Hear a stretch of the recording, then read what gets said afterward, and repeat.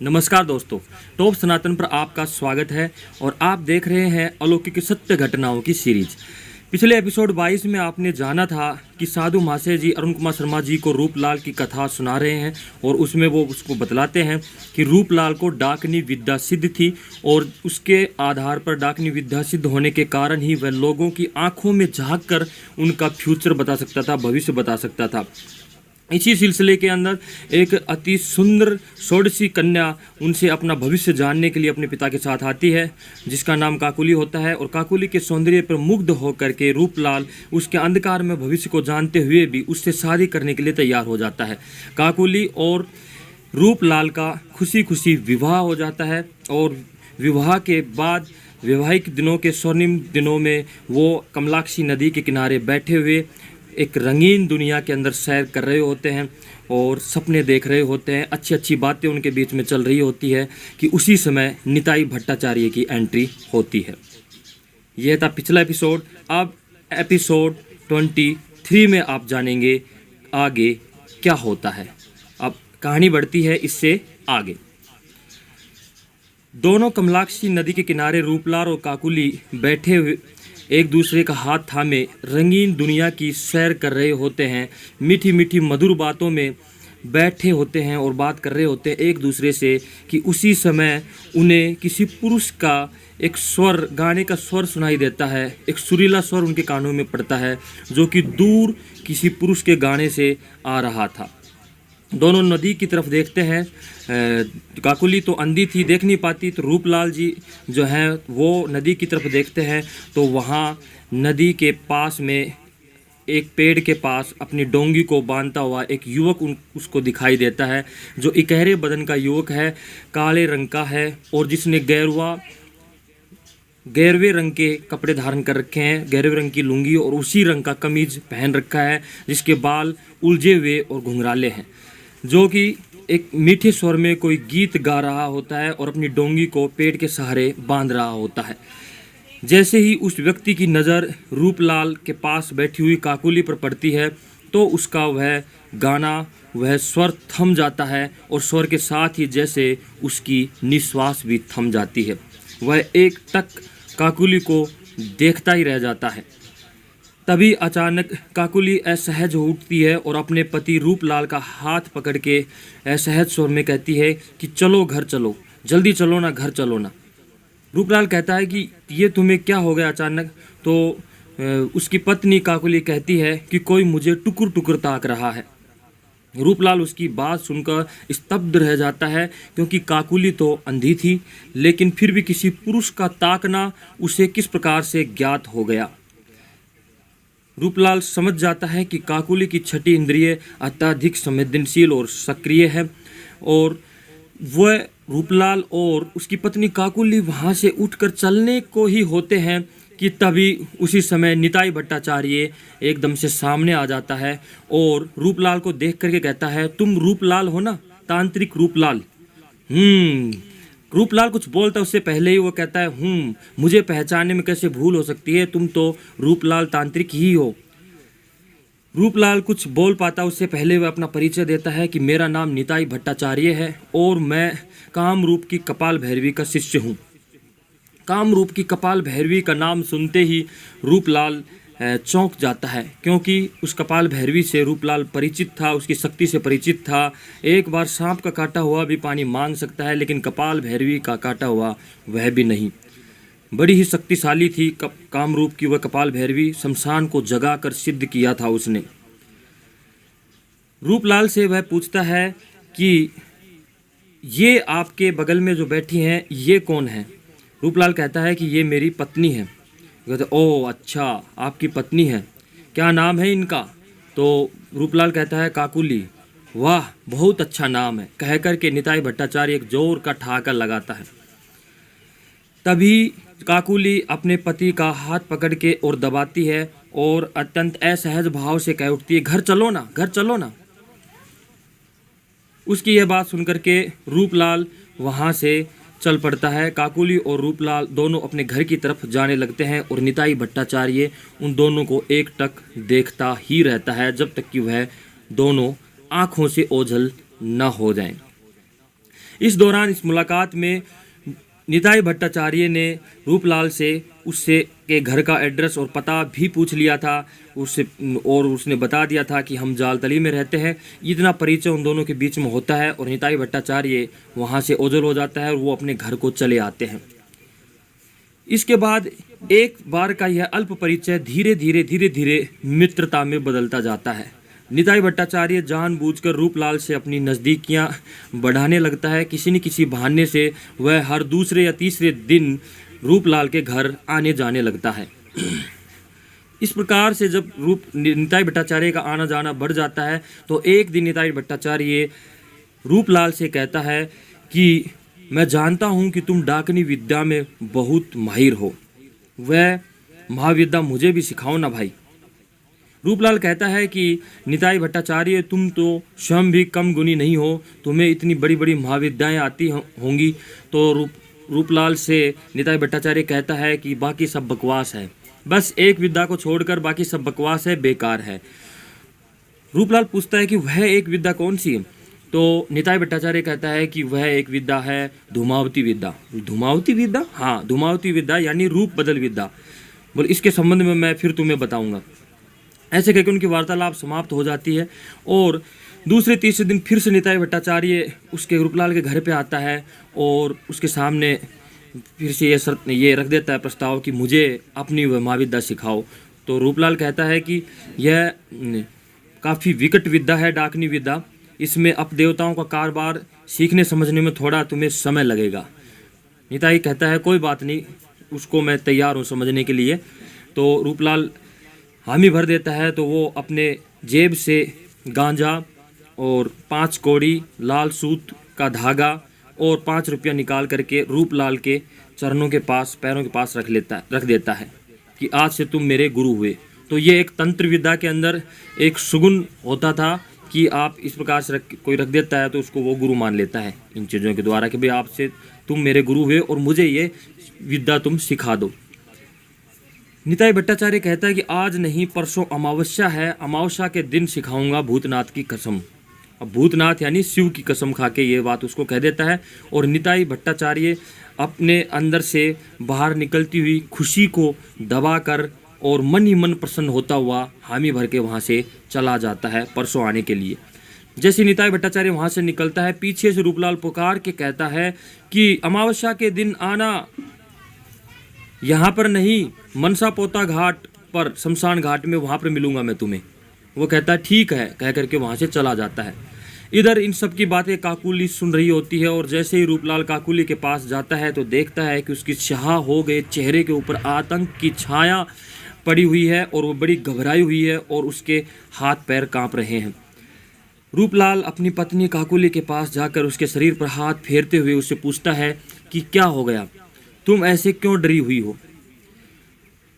काकुली यह जान जाती है कि हाँ, तुम्हारा पति ही तुम्हारे पास है। अपने पति के स्पर्श को पहचान कर अपने पति की छाती पर सिर रखते हुए और बड़े ही धीरे और दबे हुए और डरे स्वर में उससे कहती है कि आप इसको विद्या नहीं सिखाओगे तो क्या हो जाएगा, मत सिखाइए ना, यह आदमी अच्छा नहीं है। रूपलाल कहता है कि अब तो कसम खा ली, अब तो सिखानी ही पड़ेगी यह विद्या। इसके बाद वह समय आता है जब रूपलाल ने निताई भट्टाचार्य को मनसा पोता शमशान घाट पर बुलाया था और उसको विद्या सिखाने का वादा किया था, वचन दिया था। गहरी काली रात है, चारों तरफ सन्नाटा छाया हुआ है। रात की खामोशी पूर्ण रूप से वातावरण को अपने आवरण में ढक चुकी है और ऐसी निस्तब्धता के बीच, ऐसी रात्रि की खामोशी के बीच दरवाजे के ऊपर टक टक टक की आवाज़ होती है। काकुली दरवाज़ा खोलती है और कहती है कौन, दोबारा कहती है कौन।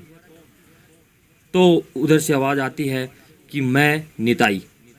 निताई का यह नाम सुनते ही काकुली की बिल्कुल जैसे ज़बान सूख जाती है और वह डर जाती है।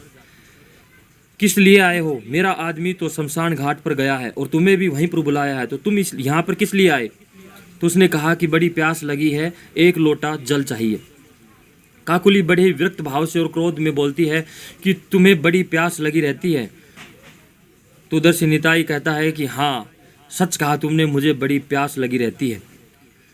और बोले तुम्हारे प्यास का पानी भी मेरे यहीं पर मिलता है। इस प्रकार भौं को सिकोड़ कर क्षुब्ध स्वर में काकुली बोलती है। तो निताई भट्टाचार्य हंस पड़ता है और कहता है कि हाँ, मेरी प्यास का पानी भी तुम्हारे अलावा कहीं और नहीं मिलता, मेरी प्यास का पानी तुम्हारे पास ही है सिर्फ काकुली। उसकी बात में वासना की झलक थी। वह पानी पीता है और उसके बाद वहाँ से रूपलाल के घर से जाने के बजाय वह जैसे ही काकुली उसको पानी दे करके और दरवाज़ा बंद करने लगती है कि काकुली की नरम कलाई को अपने हाथ से पकड़ लेता है और कहता है, जीवन हंसी खुशी का मेल है, रूपलाल ने तुझे दिया ही क्या है, मैं तुम्हें बड़ा आराम दूंगा काकुली, काकुली तुम मेरी हो जाओ। उसके हाथ पकड़ते काकुली का सर्वांग थर थर काँपने लगता है, देह उसकी जलने लगती है और वह अचानक से चीख मार करके बेहोश हो जाती है, बेहोश होकर ज़मीन पे गिर जाती है। निताई ने यह सब नहीं सोचा था कि इतना ज़्यादा हो जाएगा, तो इसलिए वह वहाँ से उलट पैर भाग पड़ता है और रात के अंधकार में कहीं खो जाता है। कुछ समय पश्चात बेहोशी का कुहासा जैसे धीरे धीरे कम होने लगता है कि काकुली को दूर से आती हुई रूपलाल की आवाज़ सुनाई देती है, काकुली काकुली काकुली क्या हो गया तुम्हें, काकुली क्या हो गया तुम्हें। अपने पति के स्पर्श को और आवाज़ को पहचान करके उसे एहसास पूर्ण रूप से हो जाता है कि हाँ, तुम्हारा पति ही है। तो वह अपनी पति की छाती पर सर रख करके फपक फपक कर रो पड़ती है और रोते हुए उसे कहती है कि यह निताई बड़ा ही शैतान है, ये मुझे भ्रष्ट करना चाहता है, यह मुझ पर काला जादू कर देगा और मुझे भ्रष्ट कर देगा, मुझे मार देगा, मुझे इससे बचाओ, इसको विद्या मत सिखाओ, इसको घर मत आने दो, इसको घर मत आने दो। रूपलाल यह सुनकर एकदम से क्रोधित हो जाता है और वह कहता है, पूछता है अपनी पत्नी से कि क्या हुआ। तो काकुली इसको बताती है कि जैसे उसने मेरा हाथ पकड़ा तो मुझे ऐसा लगा कि जैसे आपने ही मेरा हाथ पकड़ा हो और मेरा सर्वांग थर थर काँपने लगा और मेरा शरीर अवश्य हो गया। रूपलाल के छाती में घप से कुछ चुभ जाता है और एकदम से शॉक्ड हो जाता है वह कि काकुली का उसने हाथ पकड़ा तो ऐसा लगा कि जैसे मैंने ही उसका हाथ पकड़ा हो।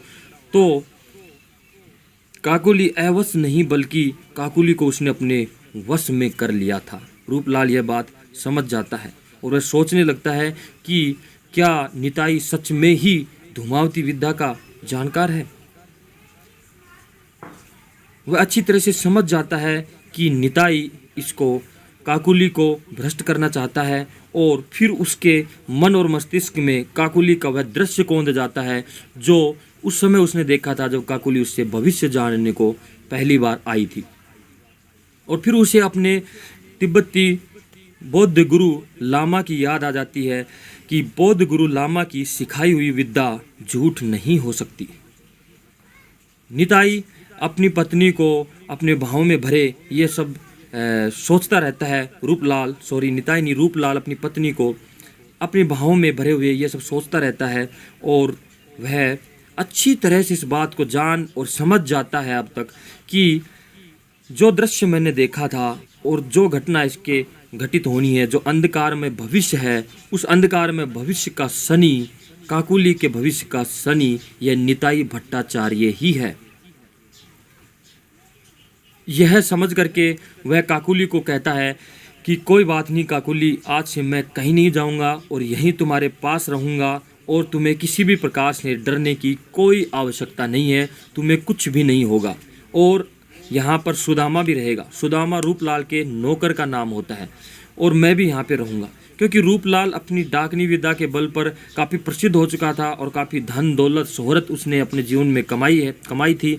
और तो एक नौकर भी उसके घर में रखता था जिसका नाम सुदामा था कि तुम्हें डरने की आवश्यकता नहीं है, मैं तुम्हें छोड़ के कहीं भी नहीं जाऊँगा। मगर क्या वह सब हुआ जो कि रूपलाल सोच रहा था अथवा वह हुआ जो काकुली के भविष्य में पूर्व लिखित था। एक बार ऐसा हुआ 2 महीने का समय इसी प्रकार से गुजर जाता है आराम से, किसी प्रकार की कोई समस्या नहीं आती।